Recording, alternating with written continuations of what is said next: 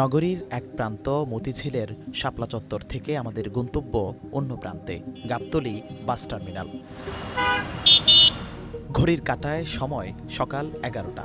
মতিঝিলের মেঘনা ফুয়েল স্টেশনে ডিজেল মিললেও বৃহস্পতিবার থেকে মজুত নেই পেট্রোল অকটেন।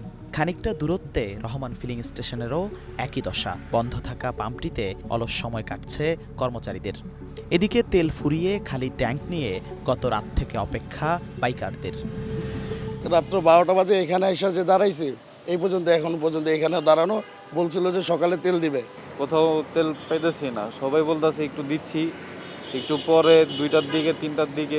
বাঙালি তো হুজুগের অবস্থা দেখেন না, এই দরকার 1 লিটার নিচে 10 লিটার, এই কারণে তো ক্রাইসিস হয়ে গেছে। আমার অনাভারেজ ডিমান্ড তো ঠিকই ছিল। চলতি পথে যমুনা ডিপো থেকে তেল নেয়া করিম অ্যান্ড সন্স ফিলিং স্টেশনে দীর্ঘ সারি। তেল মিলছে, তবে রেশনিং পদ্ধতিতে। বাইকে সর্বোচ্চ 500 টাকার আর গাড়িতে সর্বোচ্চ 10 লিটার। কারো ট্যাঙ্ক পুরো ফাঁকা, হেঁটেছেন মাইলের পর মাইল, করেছেন অপেক্ষা। আবার অনেকের নিয়ে আসা বাইক বা গাড়িতে তেল মজুদ থাকলেও ফের দাঁড়িয়েছেন আরও জ্বালানি তেলের জন্য। যেটুকু আছে আর এতটুকু হইলে ট্যাঙ্ক ফুল হয়ে যাবে। ট্যাঙ্ক খুলে দেখাই, মিটার অনুযায়ী আপনার মিটারেই বলছে।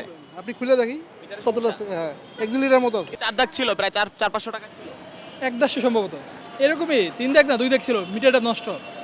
বাইকে আমরা 500 করে দিচ্ছি, প্রাইভেটে 10 লিটার করে। আর কি এরা একটু বাড়তি চাচ্ছে, এই জন্য মাঝে মাঝে হয়। রাজধানীর কাকরাইল রমনা পেরিয়ে পরিবাগের 2টি পাম্পের একটিতে মিলছে অকটেন, অন্যটিতে কেবল ডিজেল। খোলা থাকা সব পাম্পেই তেলের জন্য দীর্ঘ সারি আর অপেক্ষা।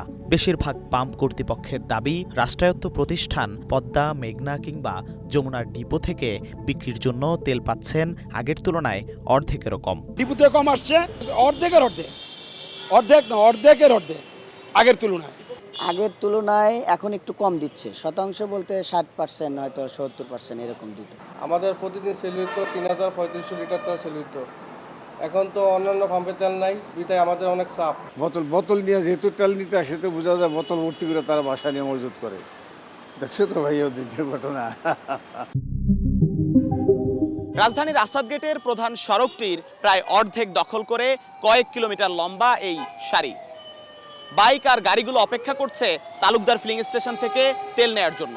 কিন্তু ভোররাত 4টার পর থেকে এই পাম্পে কোনো তেল সরবরাহ নেই।